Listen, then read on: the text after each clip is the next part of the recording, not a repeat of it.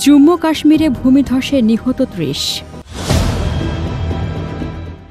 ভারত অধিকৃত জম্মু কাশ্মীরে প্রবল বর্ষণের পর ভয়াবহ ভূমিধসে অন্তত ৩০ জন নিহত হয়েছেন। দুর্ঘটনাটি ঘটে জম্মুর কাটরা এলাকায় হিন্দু তীর্থক্ষেত্র বৈষ্ণোদেবী মন্দিরের কাছে। ভূমিধসের পর তীর্থযাত্রা বন্ধ ঘোষণা করা হয়েছে। প্রশাসন জানায়, গত ৪ দিনের অবিরাম বৃষ্টিতে নদ নদীর পানি বিপদসীমার ওপর দিয়ে বইছে। রাস্তাঘাট ডুবে গেছে পানিতে, বন্ধ হয়ে গেছে বহু ট্রেন। ফলে হাজারো যাত্রী ও তীর্থযাত্রী আটকা পড়েছেন। ইতিমধ্যে সেনাবাহিনী ও বিপর্যয় মোকাবেলা বাহিনী উদ্ধার কাজে নেমেছেন।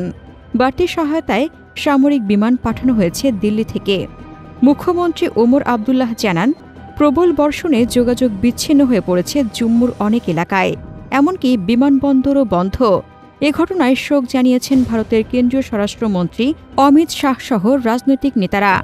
এদিকে প্রতিবেশী হিমাচল প্রদেশেও ভারী বৃষ্টিতে বন্যা ও ভূমিধস দেখা দিয়েছে। ৩ জেলায় জারি করা হয়েছে লাল সতর্কতা।